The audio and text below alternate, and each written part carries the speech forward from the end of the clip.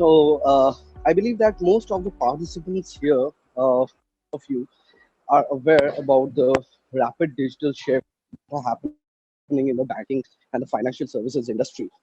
Now, which had really, if you can see, it has changed how the banking operates nowadays, how banks operate, how customer behaves, and everything.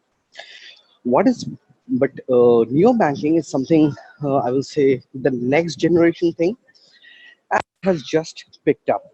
While neobanking is a concept that picked really long time back in Europe, but in India we are still very at a nascent stage, and the opportunity size is very huge. Considering that the banks always have a lot of traditional ways, not only in banking, but also when I'm talking about their digital efforts and their digital transformations and innovations, then also we are still at a very nascent stage. Now, coming to neo banking, we first would like to understand what neo banking actually is. I mean, what's so new about this banking? Now, it was very interesting to note that this banking and financial services, what has happened over the last so many decades is that banks have been offering products and services to the customers. Okay, and this has been the, you can say, the bread and butter of most banks. Now, while products and services are still being offered by them, what is differentiating is the way in which it is provided. So, from a traditional customer walking into the branch, or customer using a specific bank's services and their specific mobile applications, internet applications, web applications, now we are not anymore dependent on that. So neobanking has basically just opened up this entire place wherein a person can move on to any one particular app or application, say any fintech, small fintech company, or maybe any bank, and he can actually access and service his accounts which he holds with different other banks. So just to give you an example, so if neo banking is something in India, if neo banking were to happen, so for example, any who may be holding an account with maybe say five other banks can log into HDFC Bank mobile app, but at the same time you will be able to view the your balances. You will able to be doing services or transactions in your Bank of Baroda account, State Bank of India account, ICICI Bank account through HDFC mobile app. So the ecosystem has opened up, and this opening up has happened due to the innovation which has taken place in terms of API. So what we typically call as open banking or API banking, right? Now, what API banking does, or I will say how it is being done, is that see, mostly neo banking is being provided not by a bank nowadays in India, but by a third party product or a third party service provider. Say, for example, Paytm. So, Paytm had now, if you have a Paytm, you go there, you can see that there are various options in Paytm to view your passbook. When you click on passbook, you come to wallet balance.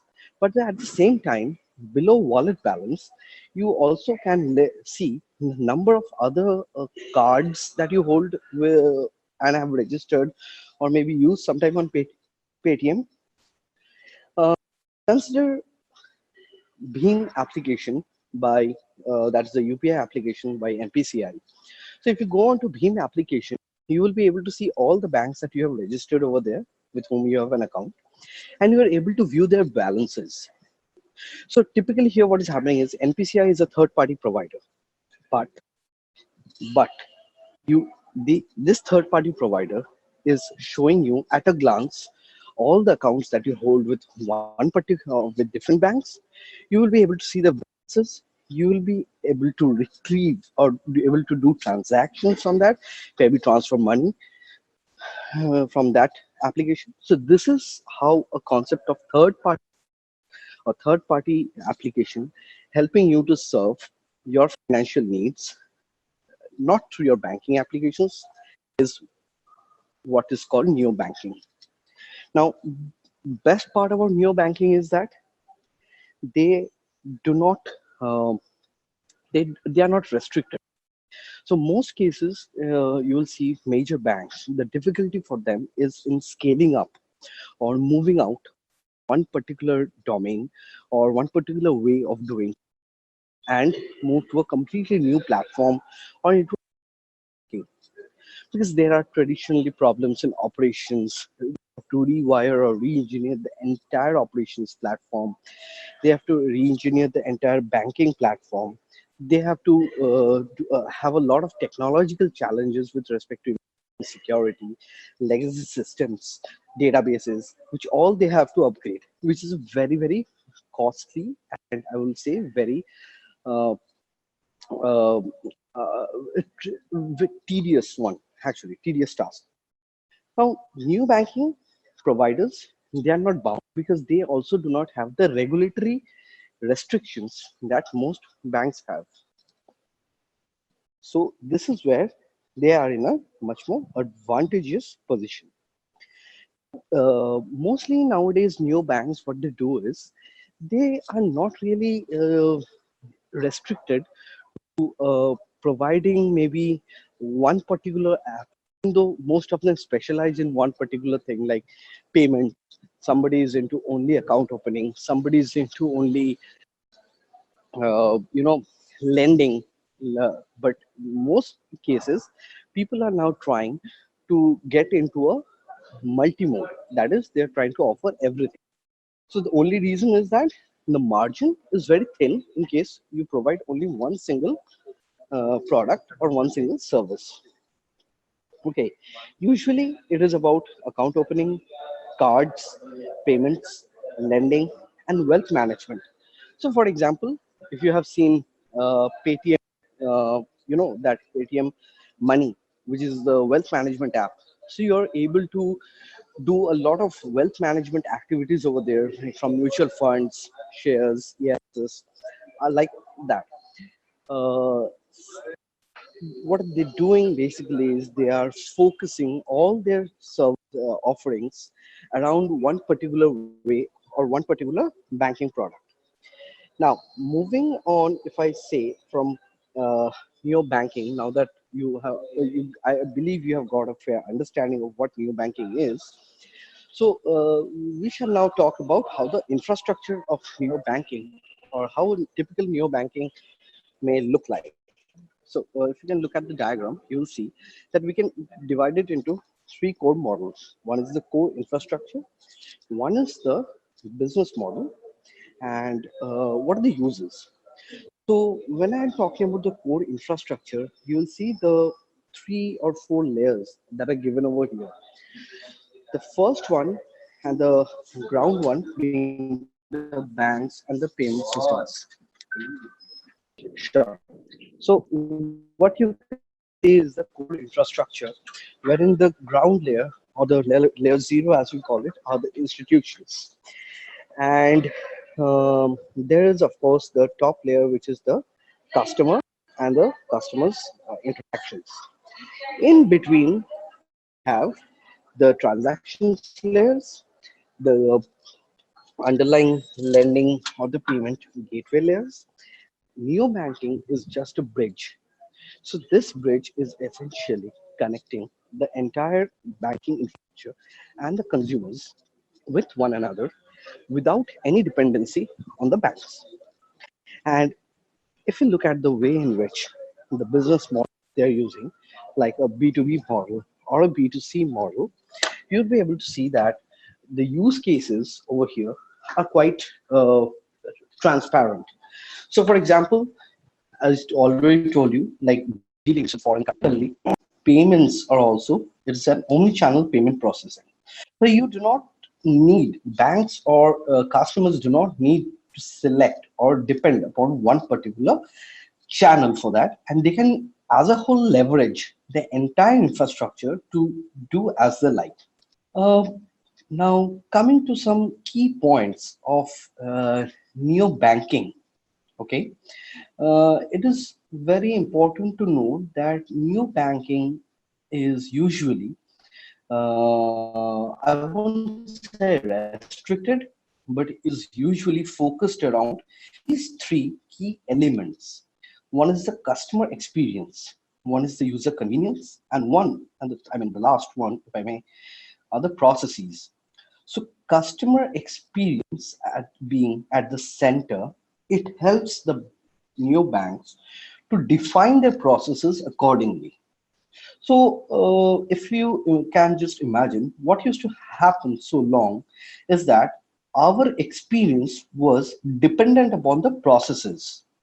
So as the process a bank has, so will be the customer experience depend upon it. Now it's just the other way down. Now it is important to give the customer a good experience. And in order to create that experience, they need to adjust or align their processes. So process is now dependent upon experience and not just the other way around, which used to happen earlier. So when these two things are taken care of, automatically convenience is something which takes the center place. What are the individual take? So let's customer experience. So here, the customer experience, when we are talking about, there are mainly, I will say, 5 to 6 key points which affects customer experience. First is the cost. Cost is a very important thing. So if you can see, as mentioned over here, interchange fee based model minimizes front end friction. So if you are charging, what banks do is if they charge interchange fee, okay, to minimize customer facing fees such as monthly fees, minimum balance fees, and overdraft fees. So this helps them a lot in getting revenues from the bank. Now, how it happens is that, uh, for example, you are a customer, you have an account with a particular bank, but you are unable to I will say unable to see that maybe or to carry out a certain service in your bank's mobile application or in your bank's web application, but there is a third party app which you use which allows you to carry out these applications within your bank account. So for example, we can see Chime, it's one such neobank. N26 is another such. So what they do is they earn around 1.5% in interchange revenue from Visa through its accompanying debit card. So they do the servicing, and in doing the servicing, they earn 1.5% of interchange revenue on the transactions that are taking place. Come to spending analysis and controls. You'll see that nowadays there are a lot of apps in place in the market called money management apps. So there is something by Fizdom, there is something another Monzo is also there as a new bank. So what they do is that whatever spends that you make through your debit card or through digital transactions on internet banking or take any other channel, what they do is that they are able to read the SMSs and then give you a clear understanding of this is the number of spends that you have done in a particular day or month or week or year. Of that, this much has been spent on these items, this much has been spent on these items, like likewise.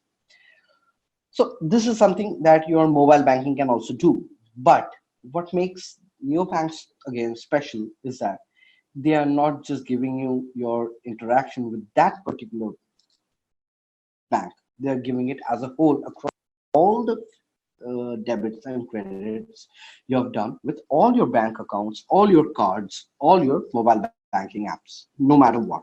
So it's an aggregated view or a one-stop view and a one-stop way to do your carry on your financial life.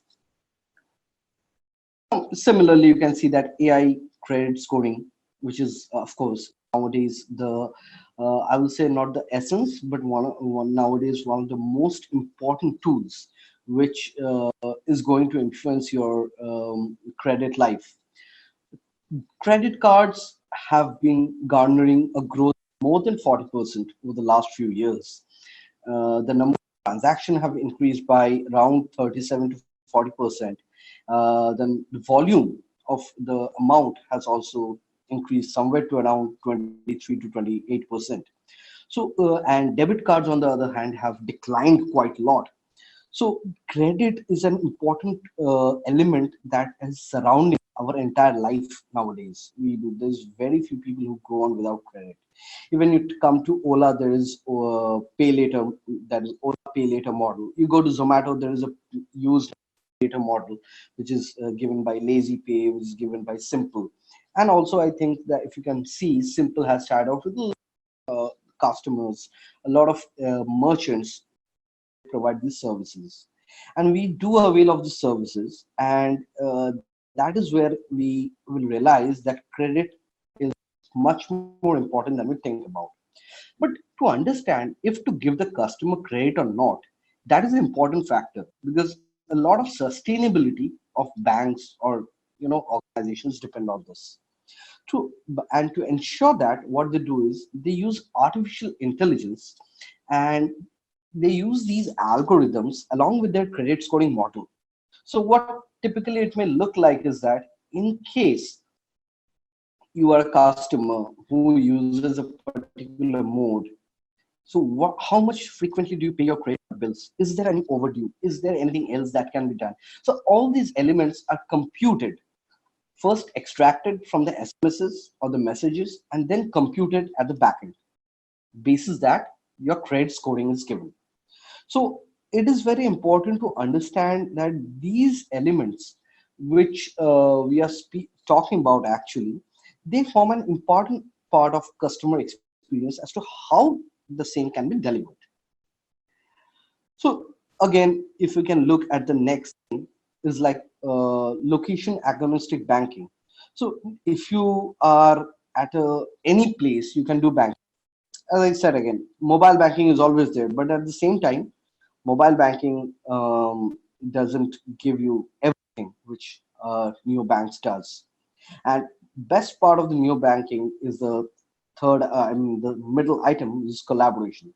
So they tie up with a lot of merchants and vendors in such a way that using their app, maybe you can get better discounts, better rates, and these services which are bundled in such a way not only helps them to get more users, but also helps them to understand the different ways in which a customer interacts.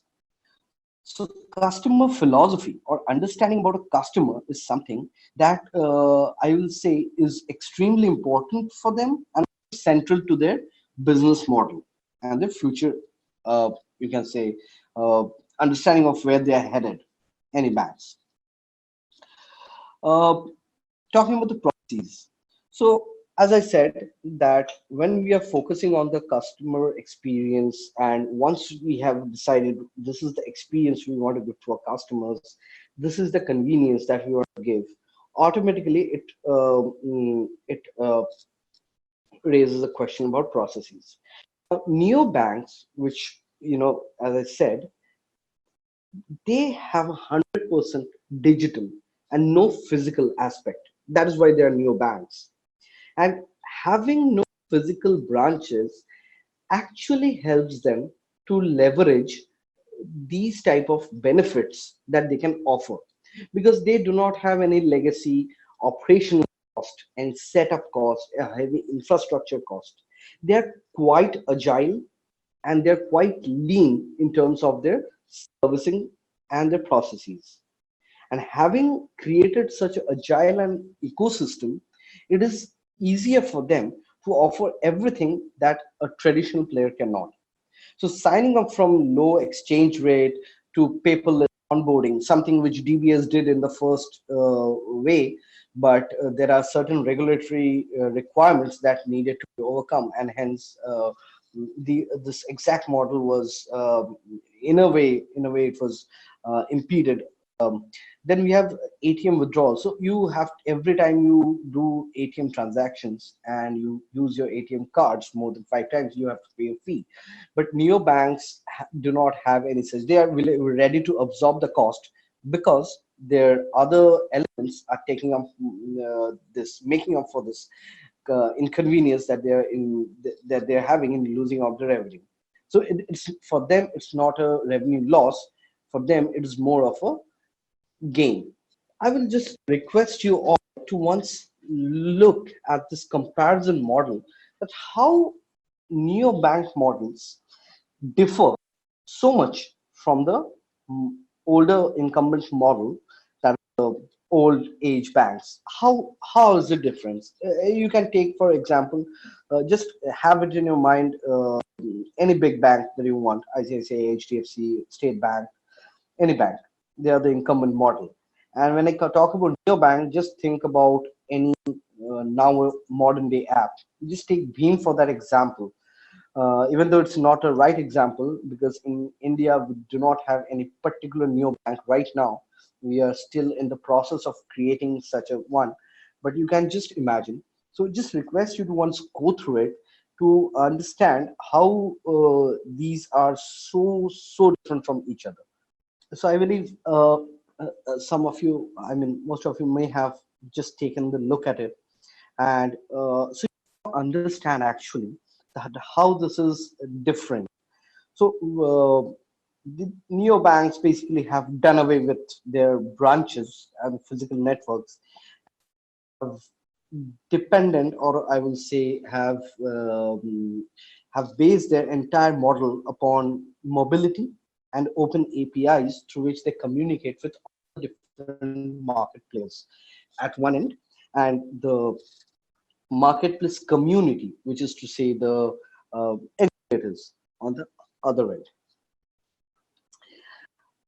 Second, yes, we have already spoken about the technology infrastructure, that they are quite open, because and having not I mean having banks which do not take any which do not have any own accounts of their own, or which do not have the I will say the restrictions that are attached to normal tech banks. What is best from them is that they do not uh, uh, comply to certain regulatory norms, which makes their uh, tech infrastructure less agile or less leaner. So they're very lean in that case. Uh, Third and most important, data point. So while most banks depend upon product and center their businesses around these, neobanks on the other hand depend upon the customer's data. Customers' data, they are able to uh, get the entire in one place. Uh, Data drives decision, data drives customer, and last but not least, the organization design, which is typically from a mostly from a person who would like to open up a new bank, is that a customer's need would drive you to take up your uh, you know business design or organization's design. So if you're thinking, if you have enough data to understand that no, this is the need of the market, then you would like to go ahead and you would like to launch maybe a new bank, which will help, but you have to return on certain product, or maybe you have to define your internal structures. So that will help you to understand how you can do it, because you're always having the customer at the center of your uh, organization's model as well as your offering model. Now let's look at a strategy.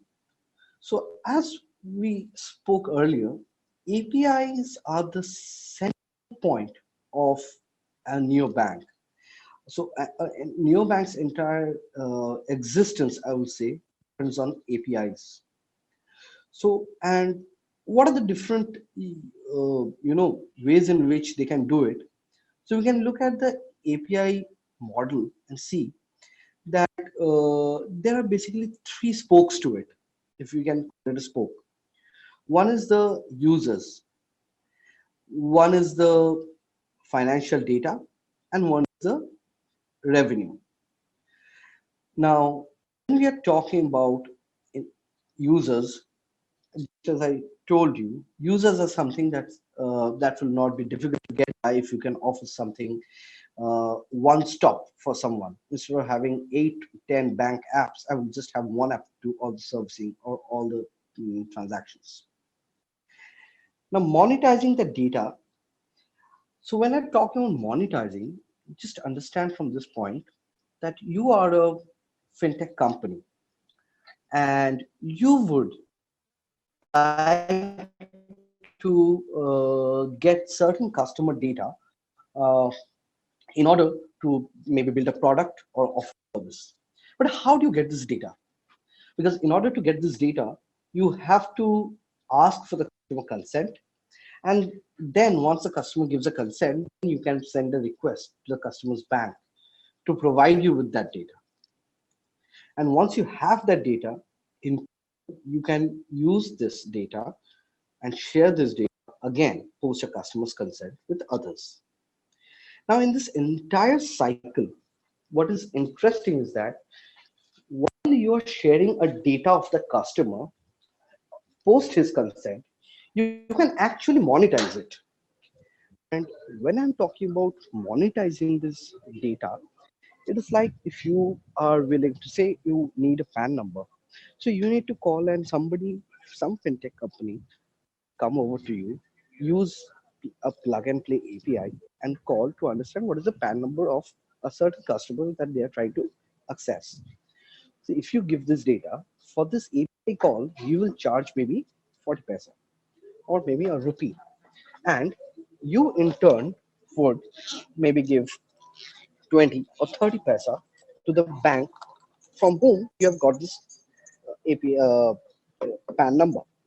So what's happening here is that 70%, 70 paisa or 70%, I would say, is your profit over here.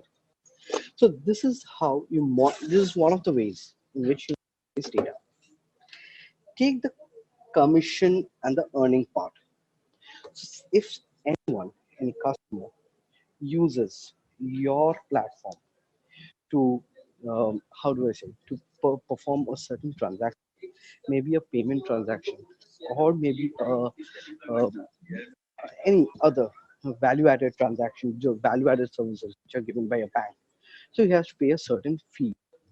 So maybe he does a transaction for 2,000 rupees.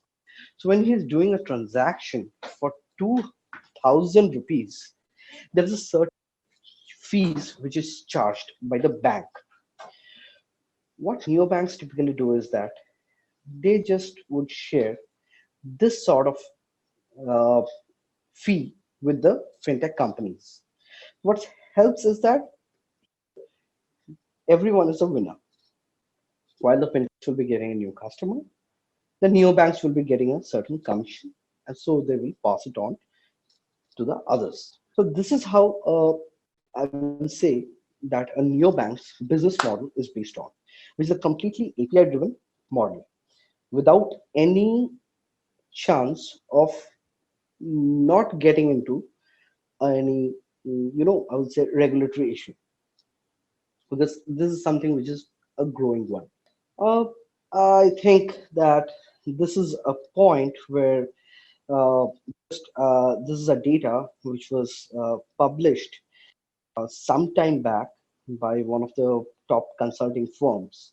So if you can see, you will be you can see that uh, neo banking. What are the general factors which influence neo banking? So most cases you will see that for for people it's trust and digital self-service are ranked top two. So this is extremely important for us nowadays because, of course, we do not want to venture out of our comfort zones of office or maybe our home, and we would always like to do things the way. And the second is trust. So I will there has to be a trust, and fine, if I am parking my money with them or if I am doing transactions, I know that my data is secure and my confident information is confidential, it won't be leaked. So these two factors are the primary things that drive it. Apart from that, people also uh, look at simplicity, locations, which is not very important in case of neo banking because they do not have any branches.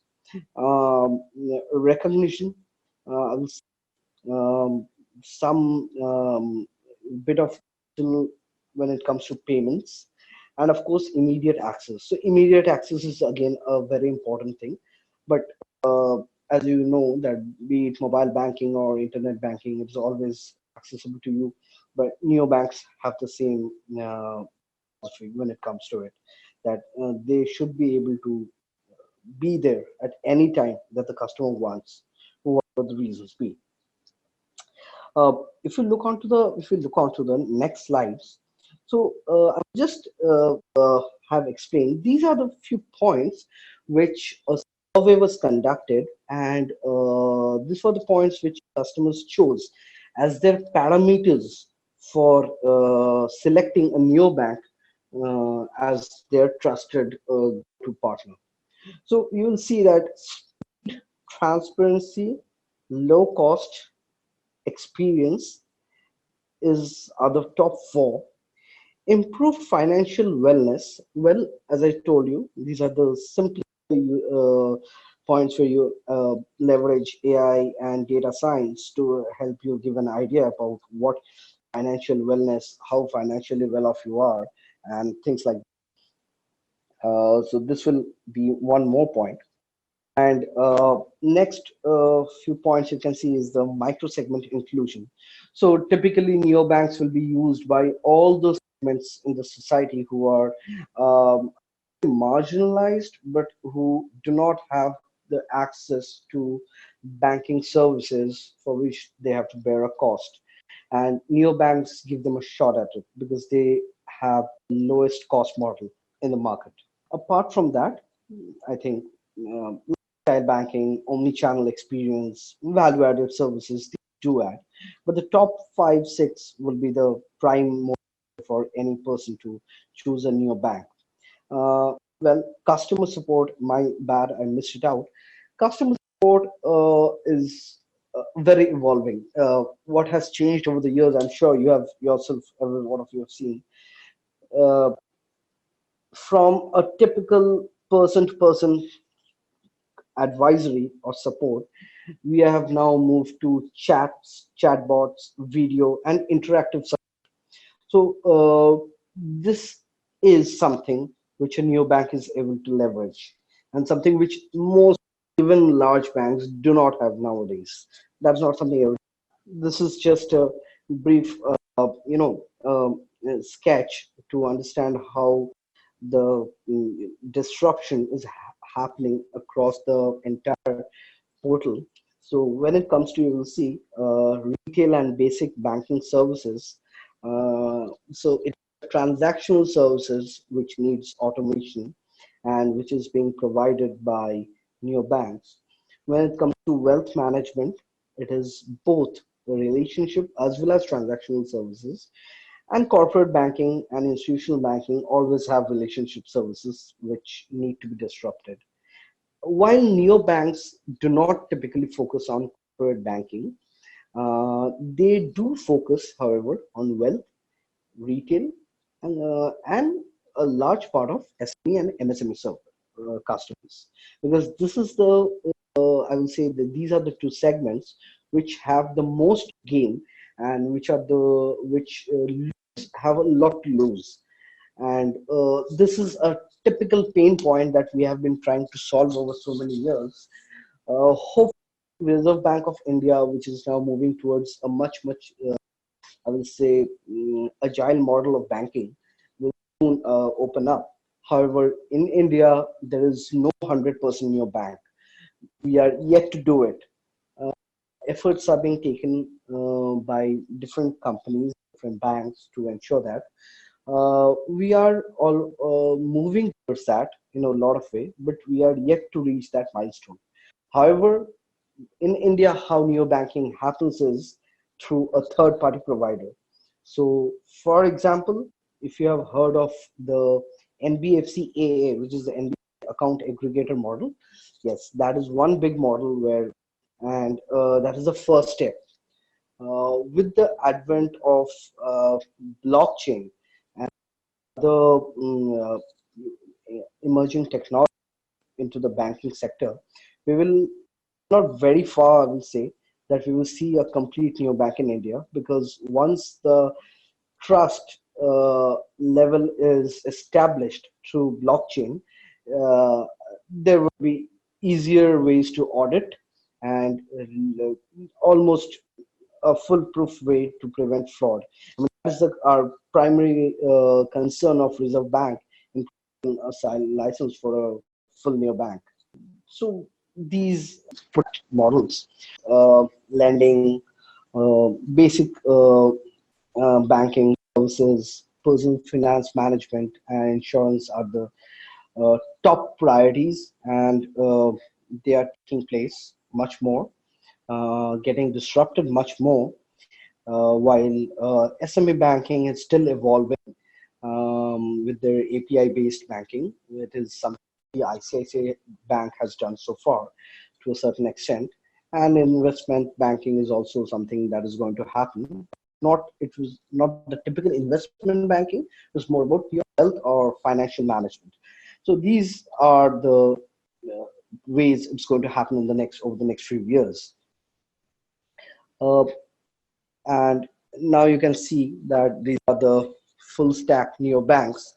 Most of them you will see are foreign banks, with Atom and Tandem being the first full new banks, full digital banks that are in place. Whereas N26, Monzo, Starlink, these are very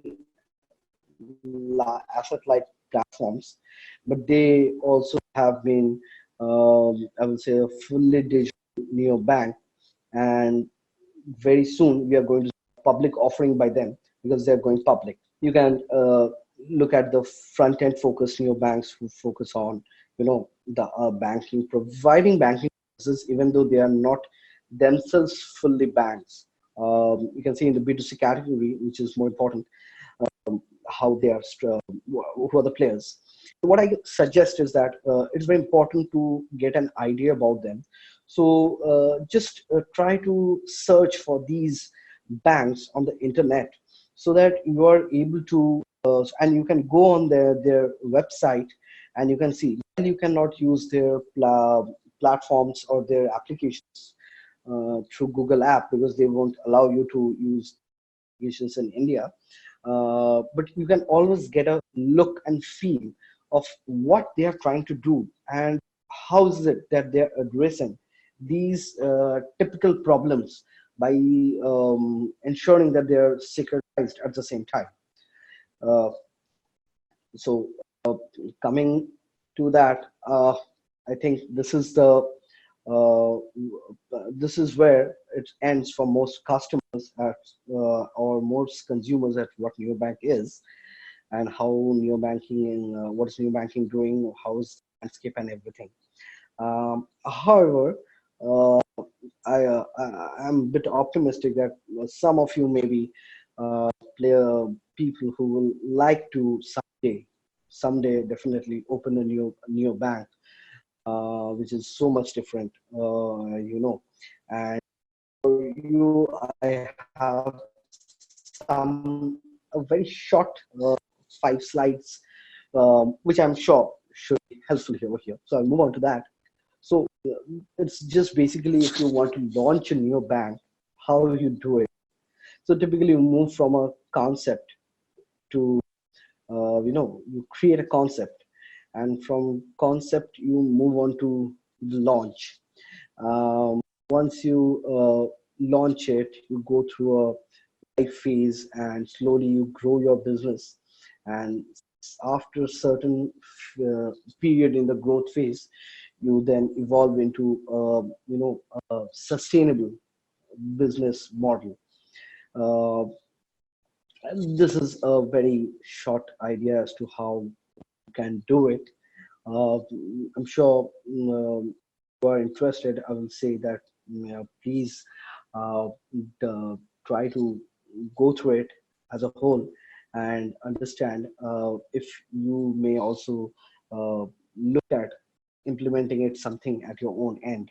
A lot of banks are doing it, and a lot of people who are coming up from scratch with just an idea can do it. So I think it will be helpful for you.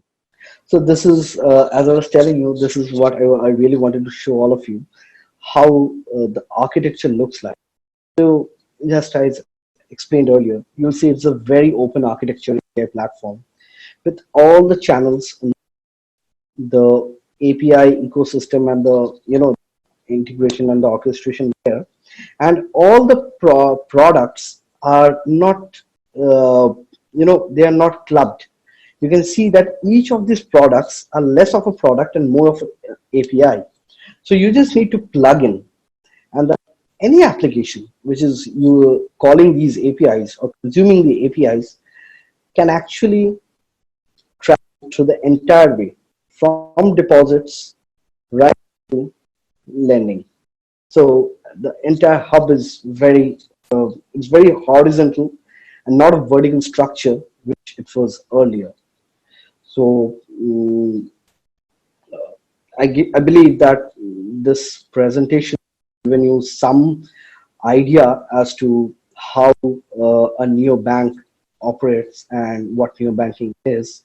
Uh, so thank you very much for coming onto the for the webinar, taking your time out for this session. Somebody is asking, for example, somebody is asking, is neobanking need RBI or other license?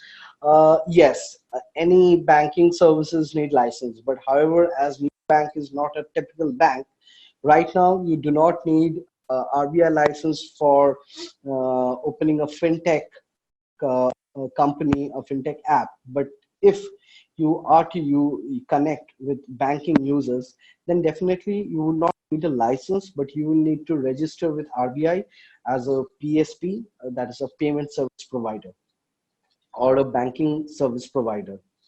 That is one. Second is what is omni-channel experience? So typically, omni-channel experience is it's not a very what we mean by omni-channel experience is when you offer a product or services through all your channels with the same experience in each of them. So when I say this, what I mean is, if you are doing a payment transaction through mobile banking app, the payment transaction will have to give you the same experience and the journey in internet banking, in ATM banking, in POS banking. So across all these channels, the journey is the same, your experience will be the same, and your usage will be the same. So that is what is called omni-channel. That is from a spectrum of all channels. I see somebody has, I am a financial advisor, experience 12 years. Concept is good. How can we work, join with you, share us link? So guys, how do you want to do that? You want to connect? I will think that you can connect with directly with Imarticus team, and Yeah, definitely. Uh, Imarticus will help you in getting connected and giving you advisory on how to connect with the right players, and who will be able to structured advisory on what you can do if you have a good idea or something like that. We'll be happy. Next question is, how does one approach the licensing aspect around neobanks? How could this be positioned in India? Perhaps a tech solution plus a bank at the bank. Could you please share your thoughts on this? Yeah, sure. Uh, this question is from Mr. Saurav Raj. So I will say, Saurav, what is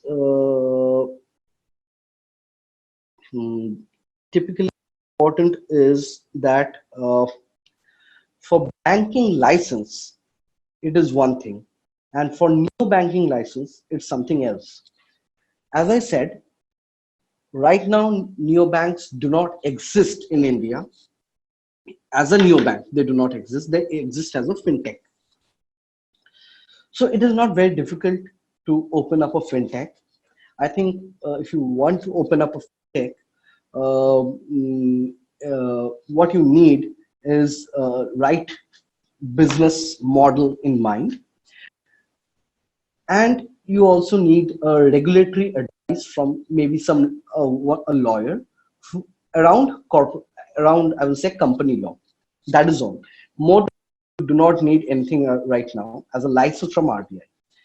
In future, if you want to approach RBI for a license, it will depend based on the type of license you're, because a bank, there are a lot of types of bank. There is universal bank, there is small finance bank, there is payment banks. So so even though payment bank is not such a good idea, the sustainability is very low. People often run out. But yes, small finance bank, universal bank will definitely do the trick. And for that, you need to have certain things in place. So if you want, you can connect directly with the Imarticus team, and I'm sure they will help you out in getting the right advisory from the right person, right? Okay. Next question. Hi, my name is Nitin Joshi, and I'm planning to do a Ireland Europe for my MSc FinTech. Can this be a good plan? Ireland, Europe, MSc FinTech, these three, I mean, I won't really combine these three. If you want to do a MSc in FinTech, it is very important to understand why you want to do it. What is it that you are looking at after completing this? Once you get these two items, on basis of that, you can choose the location and not the other way around. So you may go to Ireland or Europe and do your MSc, but only for those which will help you to get a definite, maybe a job, or if you want to go into entrepreneurship, then certainly something that will help you to do that. So I will say that please, yeah, this is a very important thing that you're doing a master's. So please connect with the team at Imartibus, and they will be able to give you the right counseling as to where, or the right advice, I will rather say, as to how you can go about this. If you're really serious about it, then yes, definitely you will need that advice, because it's not a small deal. You're going to invest a lot of money into it, and you want this to be a fruitful venture. Uh, how customers will trust neobank without a license? Well, how do you trust Google Pay? How do you trust Paytm? You never knew about Paytm. You never knew about Google Pay. And why do you trust Google? It's the same thing. You cannot trust anything. I mean, just on the basis of nothing, or you cannot just blankly say distrust. There has to be a reason for distrust too. So typically, any neobank, as I said, neobank, like you are trusting a Bheem Aadhaar app, you're trusting Paytm app, you're trusting Google, you're giving them all their details. Google knows everything about you, something even which your bank doesn't. So it's not a question of just trust. You also have to see who is it, what are they doing, is there something distrustful about them. So yes, research, a bit of research has to be done first. The company law in India is not that weak. So any neobank, even if they do not need a license, they will need a company license. And in order to open up a company, they will need to register with the government, they will need the SME, MCA, everyone. So yes, you can find the data about them. So it won't be an issue. This much I can guarantee for you. But however, and caution doesn't go amiss. So definitely do your research. Um, Definitely talk to people, understand how it happens. Okay. What are the career opportunities for senior level bankers in the fintech industry? What kind of roles? Typically in the fintech industry, senior level bankers, now this is a very open question. Senior level bankers can be many things. They can be in sales role, they can be in product role, they can be in finance and accounts role. So it depends. But yes, opportunities are there for everyone who wants to align themselves. But if you're really interested in moving into a fintech domain, senior bankers are really interested into moving into a fintech domain, what they should primarily do is they should primarily uh, understand or get a deep understanding and learning of what fintech is, what fintech does, and how it does. That we can help you with that. I mean, definitely, Marticus can definitely help you with that purpose. And I think, what is the procedure for opening your bank? Same as other banks? No, it is not. It is not the same. I have already repeated. It is not the same. There is no hassle. I will say there is not that much hassle. If you really want a good advisory and guidance, please connect to with the Imarticus team, and they will guide you on how to out. Even if you want to open or launch a new bank on your own, I think if one of you does, it will be a great thing. I'll be happy that someone did. Can neobanks replace our traditional banking system in the future, or yes, definitely. It is going to replace very soon. It is to replace very soon. If this is 2020, we are talking about. Give us 5 years, see where we are. Because the current model of banking is not sustainable. It's definitely not sustainable, and people need to be assured that their money is secure. Trust me, even with the current banks that you have your money, I don't know whether most of you are aware about it or not, but yes, your money is not completely secure. For example, because each and every bank has something which is known as uh, has a guarantee. So they have to that is, so the guarantee is that if you have maybe 10 lakh rupees in the bank, but if your bank suddenly falls or undergoes a theft, then they are not liable for your 10 lakh rupees. They are only covered, or your money is only covered up to 1 lakh rupees, and this is for all banks in India and not for any other bank, no foreign bank, whatever they say, they are not liable, because under the credit guarantee scheme, this is the truth that they are not liable to cover. A few days back, there has been a fiasco. There has been a quite a about it in the market, and HDFC Bank, when they have started printing this information on their passbooks, it is true. Credit Guaranteed Deposit Corporation of India, they are responsible for this, only up to 1 lakh. So even if you are having crores of rupees in maybe one bank, you are only insured up to 1 lakh. That's it. How do you see neo banking? Uh, if you How are new banking capital markets?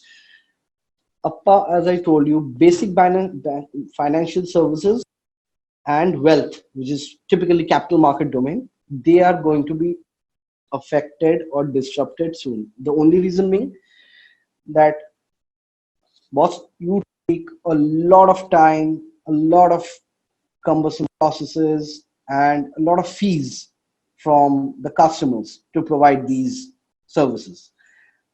Neobanks will do the same. If you go to Paytm money and you do your wealth management, you book mutual funds, you buy mutual funds, you buy shares, you go onto that Zerodha trading platform. They don't charge you that much, but banks do.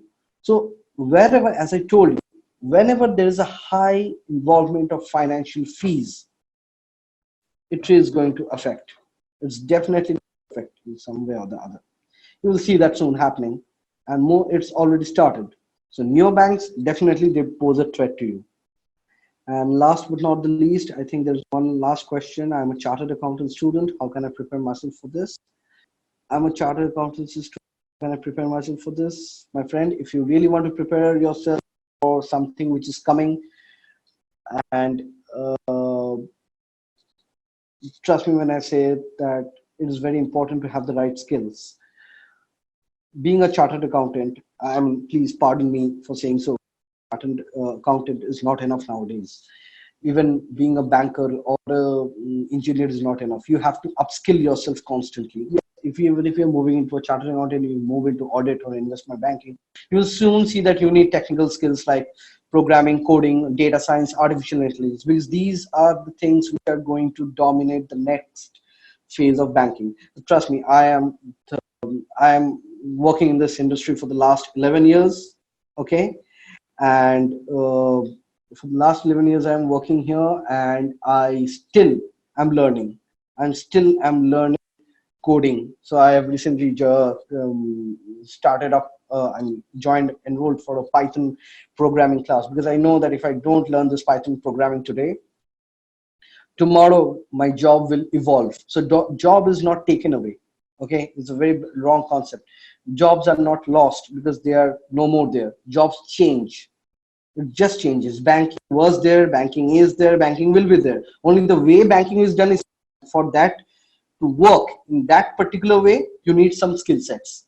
So these skills have to be acquired over time. Unfortunately, we live in an era where changes are constantly happening, and we have to upgrade ourselves. We can't help that. So I will say, if you really want to learn, come ahead, contact the Imaticus team. We have a really good program. We can help you to do it.